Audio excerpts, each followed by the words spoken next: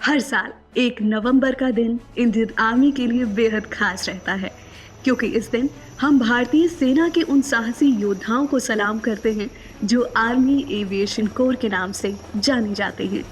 ये वो नायक हैं जो आकाश में उड़ते हुए बाज की पैनी नजर और बिजली की रफ्तार से अपने मिशन को अंजाम देते हैं। इनकी गूंज भर से दुश्मनों के हौसले पस्त हो जाते हैं और हमारे पैदल सैनिकों को साहस मिलता है।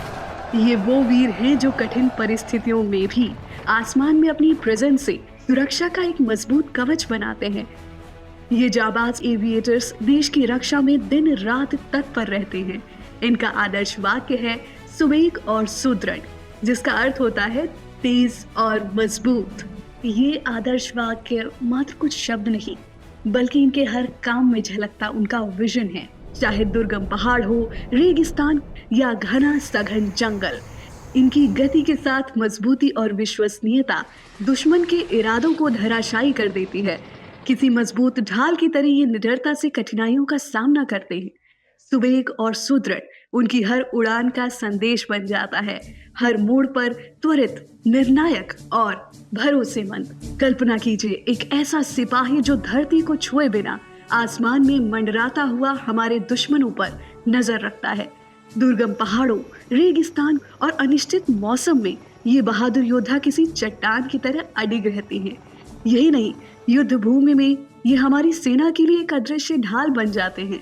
जैसे किसी घने बादल के पीछे से सूरज निकलकर रोशनी फैलाता है, वैसे ही आर्मी एविएशन के ये वीर संकट के समय प्रकट होकर युद्ध का रुख मोड़ने का मादा रखते हैं। ये माँ भारती के ऐसे सिपाही हैं जो धरती पर आगे बढ़ते सैनिकों को आकाश से पैनापन प्रदान करते हैं, उनके रास्ते में आने वाली बाधाओं को ध्वस्त करने में उनकी मदद करते हैं। यही नहीं, ये उन्हें संकट में कठिन परिस्थितियों से भी इवैक्यूएट करते हैं और एक ऑपरेशन को 360 डिग्री की सफलता प्राप्त करने में पूरा योगदान देते हैं। जब कभी प्राकृतिक आपदाएं आती हैं और जमीन से सहायता पहुंचाना मुश्किल हो जाता है, तब ये एविएटर्स आसमान से राहत की किरण बनकर आते हैं। बाढ़ में फंसे लोगों को निकालना हो या दुर्गम गांव में दवाइयां पहुंचाना, इनके समर्पण और निष्ठा के आगे हर चुनौती छोटी लगती है। नमस्कार, आप सुन रहे हैं directorate of public relations, ministry of defence का पॉडकास्ट रक्षा सूत्र, और मैं हूं इसकी सूत्रधार शैलजा। आज का ये स्पेशल एपिसोड डेडिकेटेड है आर्मी एविएशन कोर को। ये भारतीय सेना की सबसे युवा शाखा है, लेकिन अपने 39 वर्षों के सफर में इस कोर ने हर क्षेत्र में सफलता की ऊंचाइयों को छुआ है। 1986 में स्थापित इस कोर ने अपनी हर भूमिका को पूरी तत्परता और बहादुरी के साथ निभाया है। इनका प्रशिक्षण, इनका साहस और इनकी लगन इन्हें बाकियों से अलग पहचान देते हैं। यही वजह है कि हमारे ये वीर जवान न केवल धरती पर बल्कि आकाश में भी भारत माता की रक्षा में सदैव तत्पर रहते हैं। इस खास मौके पर मेरे साथ हैं director general army aviation core, lieutenant general Vinod Nambiar sir. Sir, बहुत स्वागत है आपका। 1 नवंबर को हम सब ने आर्मी एविएशन कोर का रेजिंग डे मनाया, उसके लिए आपको बहुत बहुत शुभकामनाएं। धन्यवाद। ये मेरे लिए बहुत गर्व और सम्मान की बात है कि हाल फिलहाल ही मैं इस प्रतिष्ठित आर्म के मुख्य अधिकारी का कर्तव्य मैंने संभाला है। जी सर, बातचीत का सिलसिला शुरू करते हैं। Army aviation corps Indian army की one of the youngest arms में से एक है। इसकी जो अब तक की जर्नी रही है, उसके बारे में हमारे लिसनर्स को बताएं। जी हाँ, आपने सही बोला। ये आर्मी एविएशन आर्मी की सिर्फ एक यंगेस्ट आर्म ही नहीं है, बल्कि इस वक्त सबसे ज़्यादा एक्सपैंड करती हुई आर्म है। ये जर्नी एक्चुअली वैसे देखा जाए तो 8 दशक पहले ही शुरू हो गई थी, हमारे इंडिपेंडेंस से पहले ही, जब एयर ऑब्जर्वेशन फ्लाइट्स के तौर पर आर्मी ऑफिसर्स एविएशन में थे। और इंडिपेंडेंस के बाद हमारी वन इंडिपेंडेंट R&O यूनिट उस समय एरोपी फ्लाइट रेज हुई थी। उसके बाद 1986 में पहली बार जब 62, 65 और 71 वॉर की जो लेसन्स के बाद जब ये महसूस हुआ कि आर्मी को एक अपना एक एविएशन आर्म होना चाहिए, तो फाइनली 1986 में आर्मी एविएशन कोर की स्थापना हुई। जी, और तब से लेकर अब तक की जर्नी के बारे में क्या कहेंगे आप? तब से लेकर अब तक की जर्नी जो है वो हमारे शुरुआती तौर से रेकी एंड ऑब्जर्वेशन यूनिट्स से शुरुआत की। फिर हमने अपने बेड़े में यूटिलिटी हेलीकॉप्टर्स को शामिल किया और उसके बाद हमारे पास कॉम्बैट हेलीकॉप्टर्स आए और अब हमारे आर्मी एविएशन में आरपीएस का भी इंडक्शन हो चुका है। जी। साथ ही हमारे लिसनर्स को ये भी बताएं कि इंडिपेंडेंस से लेकर अब तक आर्मी एविएशन कोर किस तरीके से इंडियन आर्मी के कॉम्बैट्स का अहम हिस्सा रहा है। इंडिपेंडेंस से लेके इंडियन आर्मी की जितनी भी युद्ध कार्रवाई हुई है उसमें बढ़ चढ़कर हिस्सा लिया है। मैं अगर शुरुआत करूं तो जब से हम 1986 में एक आर्मी एविएशन कोर बनी है, उससे पहले 62, 65 और 71 वॉर में तो हम शामिल थे ही। और अब आप देख रहे हैं कि जो हमारे जो नॉर्दर्न बॉर्डर्स हैं, जहाँ पे सियाचिन ग्लेशियर की जो ऊंचाइयां हैं जो शायद दुनिया में और कोई वहाँ ऑपरेट नहीं करता है, वहाँ हम लोग तब से ऑपरेट कर रहे हैं। और हमारे जो जवान हैं उनके लिए जो आर्मी एविएशन के जो हेलीकॉप्टर हैं वो एक तरह से लाइफ सेविंग और लाइफ गिवर हमारे प्लेटफॉर्म हैं। और उसके अलावा जो ऑनगोइंग अंदरूनी जितने भी हमारे काउंटर टेररिस्ट ऑपरेशंस चले हैं उन सब में आर्मी एविएशन हिस्सा रहा है। हम इवन इन आईपीकेएफ के ऑपरेशंस में भी आर्मी एविएशन शामिल थी। तो इस तरह से देखा जाए तो आर्मी एविएशन तो एक इंडियन आर्मी के कॉम्बैट का एक इंटीग्रल हिस्सा रहा है। जी सर, आम लोगों में ये क्यूरियोसिटी रहती है कि आर्मी में एविएशन का क्या रोल है, उसे थोड़ा विस्तार से बताएं। देखिए, जो हमारे फील्ड कमांडर्स हैं अपने फॉर्मेशंस और अपने यूनिट्स के साथ जो लड़ाई करते हैं, तो आर्मी एविएशन जो है उनका एक इंटीग्रल हिस्सा है। और शायद ये एक बहुत बड़ा फ़र्क है कि आर्मी एविएशन के जो एविएटर्स हैं वो एक सोल्जर हैं और कमीशन होके ज़मीन पर जो कार्रवाई होती है उसको समझकर वो हमारे हेलीकॉप्टर्स को उड़ाते हैं और जिससे उनको और भी इंटीमेट तरीके से लड़ाई के मैदान में वो टास्क अपना पूरा कर सकते हैं। जी, and now the most interesting question sir, army aviation corps के बेड़े में कौन-कौन से जहाज और हेलीकॉप्टर्स हैं? देखिए, आर्मी एविएशन बेसिकली 3 तरह के जहाज हेलीकॉप्टर्स को यूज़ करता है, रेकियन ऑब्जर्वेशन, यूटिलिटी और कॉम्बैट। और इसके अलावा अभी हाल में ही रिमोटली पायलटेड एयरक्राफ्ट आरपीएएस भी हमारे बेड़े में शामिल हुआ है। और जहाँ तक रेकियन सर्विलेंस हेलीकॉप्टर्स का सवाल है, ये शुरुआत में हम लोग पहले फिक्स विंग, ऑस्टर और कृषक फ्लाई करते थे। फिर 1969 के बाद हमारे इन यूनिट्स में पहली बार चीता और चेतक हेलीकॉप्टर्स आए। 60 और 70 के दशक के ये जहाज आज भी हम उड़ा रहे हैं। इन जहाज़ों का जो परफॉर्मेंस है वो खासकर हाई ऑल्टीट्यूड में बहुत ही ज़्यादा सक्षम है और इस वजह से एक तरह से ये उन हाई ऑल्टीट्यूड एरियाज़ में हमारे जो चीता और अभी जो चीतल हैं ये एक तरह से लाइफलाइन है। सर, रेकी और सर्विलांस में तो आप हेलीकॉप्टर्स का इस्तेमाल कर रहे हैं। यूटिलिटी हेलीकॉप्टर्स कौन-कौन से हैं? इसके अलावा यूटिलिटी हेलीकॉप्टर्स में हमारे पास एचएल द्वारा बनाया गया ही एडवांस्ड लाइट हेलीकॉप्टर है जिसको हम एएलएच ध्रुव के नाम से जानते हैं। और इस यूटिलिटी क्लास में भी अभी हम देख रहे हैं कि कुछ और जो जहाज हैं वो किस तरह से इसमें इंडक्ट हों। जी सर, और कॉम्बैट के लिए आपके बेड़े में कौन से जहाज हैं? जैसे मैंने बोला, जो हमारी तीसरी जो स्ट्रेंथ है वो है हमारी कॉम्बैट हेलीकॉप्टर्स। ये जो एक बहुत ही महत्वपूर्ण अंग है आर्मी एविएशन का, जो ALH-WSI, जो मतलब ALH का वेपन सिस्टम्स इंटीग्रेटेड वाला जो जहाज है वो हमने इंडक्ट किया है।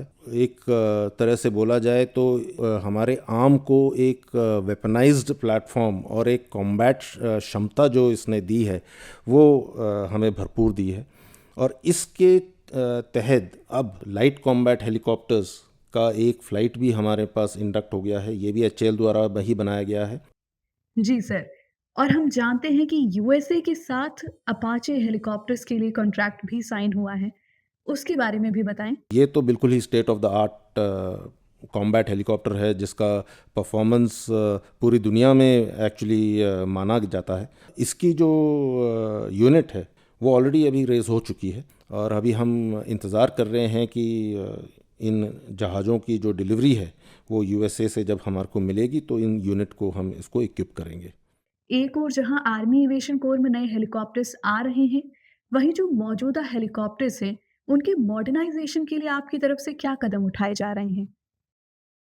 जैसे मैंने पहले ही बताया, सबसे पहला मॉडर्नाइजेशन हमारे recce and surveillance helicopter fleet में आना है, क्योंकि ये जो इस एचएल एक लाइट यूटिलिटी हेलीकॉप्टर को डेवलप कर रहा है जो कि अपने फाइनल स्टेजेस में अभी आ गया है। उसके प्रोटोटाइप्स वगैरह आपने देखे होंगे कि एरो इंडिया में भी उड़े थे और इनकी ट्रायल्स भी हो गई हैं। हमारे जो चेतक चीता जो हेलीकॉप्टर्स हैं उनको हम रिप्लेस कर सकेंगे। दूसरा जो हमारा फोकस है वो है हमारे कॉम्बैट कैपेबिलिटी पे। जैसे मैंने बोला, लाइट कॉम्बैट हेलीकॉप्टर्स अभी हाल ही में एचएल के साथ अभी कॉन्ट्रैक्ट साइन हुआ है। 90 से ज़्यादा हेलीकॉप्टर्स इंडियन आर्मी के लिए ही हैं और ये हमारे कॉम्बैट कैपेबिलिटीज में ज़रूर चार चांद लगाएंगे। अगर हाल के समय की बात की जाए तो रशिया यूक्रेन का युद्ध हो, वेस्ट एशिया में भी कॉन्फ्लिक्ट की सिचुएशंस हैं, वहां पर भी आरपीए ने काफी स्ट्रैटेजिक रोल प्ले किया है। भारतीय सेना के एविएशन कोर में इसकी क्या भूमिका देखते हैं आप? देखिए, आरपीए जो है वो आधुनिक युग की लड़ाई का एक महत्वपूर्ण हथियार है, इसमें तो कोई शक है ही नहीं। और पिछले कुछ सालों से जब से हम आर्मी एविएशन में आरपीए की इन्वेंट्री आई है, तब से हमने पूरी कोशिश की है कि हम इस फ्लीट को मॉडर्नाइज करें और अपनी कैपेबिलिटी को बढ़ाएं। पिछले वर्ष हमने सैटकॉम एनेबल्ड हेरॉन मार्क 2 को अपने बेड़े में शामिल किया था, जो कि लॉन्ग रेंज सर्वेलेंस और टारगेट मैपिंग के लिए बहुत एक्यूरेट है। और इसी के साथ हमने अभी हर्मेस स्टारलाइनर का एक सैटकॉम एनेबल्ड आरपीए जो है उसका भी हमने इमरजेंसी प्रोक्योरमेंट के तहत इसको प्रोक्योर करने का कॉन्ट्रैक्ट किया है, जो कि बहुत ही जल्दी हमारे फ्लीट में इंडक्ट हो जाएगा और उसको हम ऑपरेशनलाइज कर देंगे। बहुत बड़ी जो मॉडर्नाइजेशन की जो उम्मीद है, जो MQ-9 sky guardian hello RPS जो अभी कॉन्ट्रैक्ट अभी किया है और जो कि इस दुनिया का सबसे आधुनिक आरपीएस में से एक है। तो जैसे मैं पहले बता रहा था कि अपैची की तरह ही जो स्काई गार्डियन है, ये भी जो एक आर्मी एविएशन की कैपेबिलिटी है, इसको एक नेक्स्ट लेवल पे लेके जाएगा। और इसका जो हमारी क्षमताओं का जो विकास की जो हमारे लक्ष्य जो हमने रखे हैं, कॉन्स्टेंटली हम इसको प्राप्त भी करेंगे और बढ़ाते भी रहेंगे।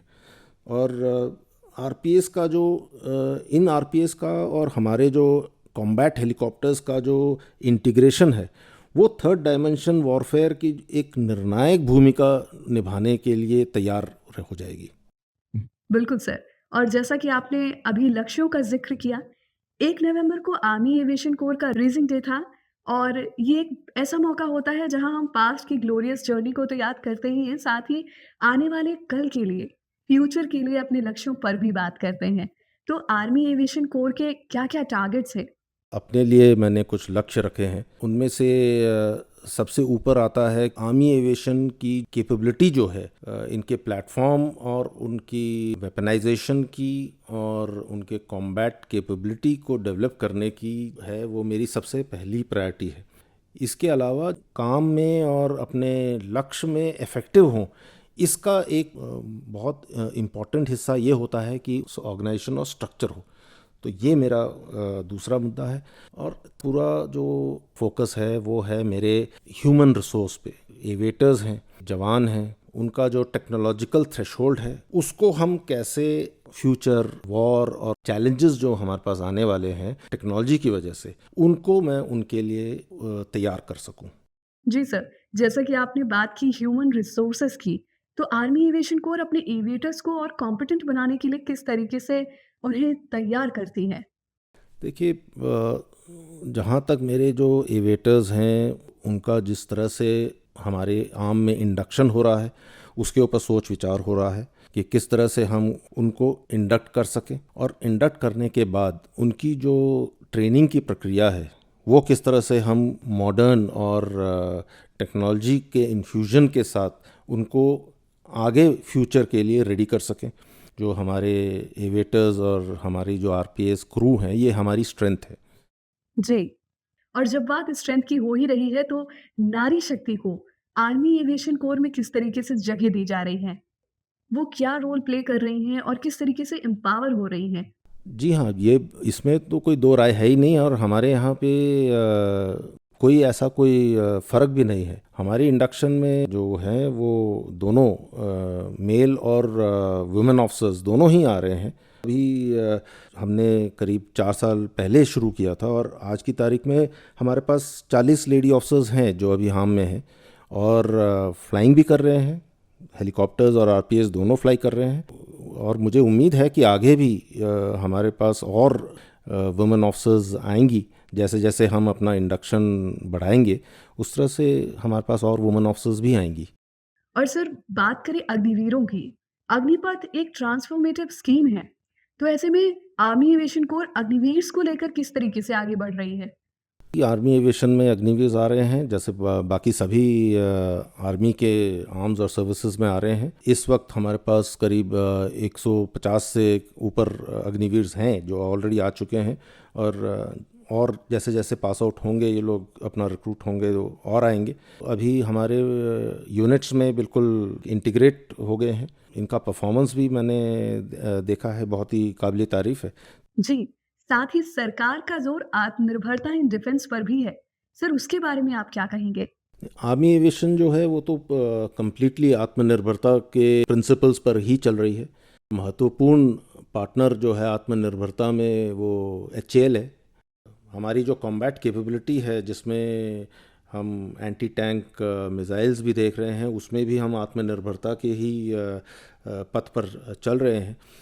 जिस प्रकार भारतीय सेना आत्मनिर्भरता के लिए संकल्पित है, इस रेजिंग डे के मौके पर मैं आर्मी एविएशन कोर की तरफ से ये बताना चाहता हूँ कि हमने भी ये रिजॉल्व किया है, और हम इसको रेटरेट करते हैं कि आर्मी एविएशन आने वाले वर्षों में पूरी तरह से सेल्फ रिलायंट रहेंगे, और एक विकसित भारत और नेशन बिल्डिंग के मार्ग पर हम अग्रसर रहेंगे। सर, अंत में हमारे पॉडकास्ट के माध्यम से आप क्या कहना चाहेंगे, क्या संदेश देना चाहेंगे उन युवाओं को जो आर्मी ज्वाइन करना चाहते हैं? साथ ही अपनी कोर के एविएटर्स, जवान, क्रू, टेक्नीशियंस, उनको क्या खास संदेश देना चाहेंगे?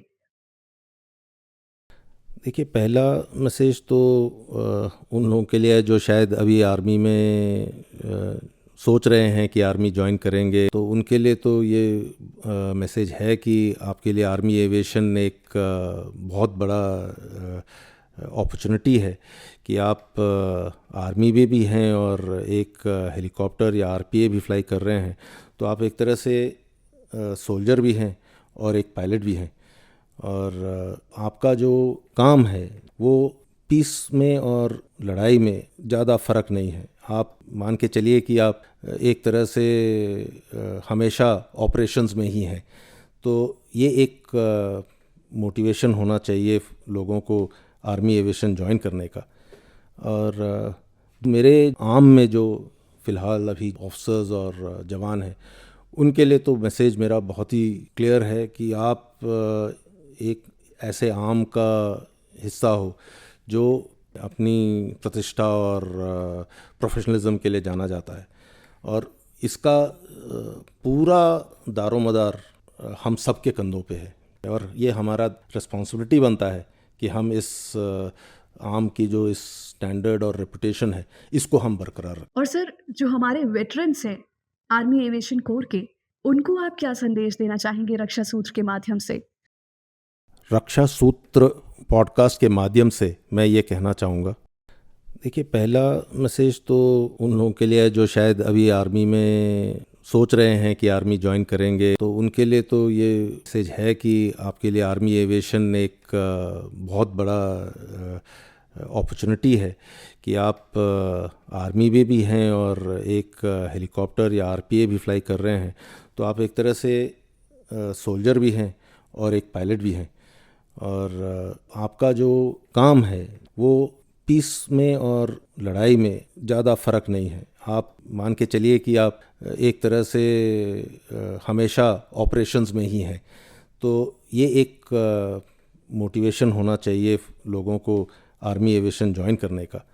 और मेरे आम में जो फ़िलहाल अभी ऑफिसर्स और जवान हैं, उनके लिए तो मैसेज मेरा बहुत ही क्लियर है कि आप एक ऐसे आम का हिस्सा हो जो अपनी प्रतिष्ठा और प्रोफेशनलिज्म के लिए जाना जाता है, और इसका पूरा दारोमदार हम सब के कंधों पे है, और ये हमारा रिस्पॉन्सिबिलिटी बनता है कि हम इस आम की जो इस स्टैंडर्ड और रेपुटेशन है, इसको हम बरकरार रखें। बहुत बहुत शुक्रिया सर, हमसे बात करने के लिए और इतने विस्तार से आर्मी एविएशन कोर के बारे में बताने के लिए। थैंक यू, ये मुझे भी आपसे बात करके बहुत अच्छा लगा।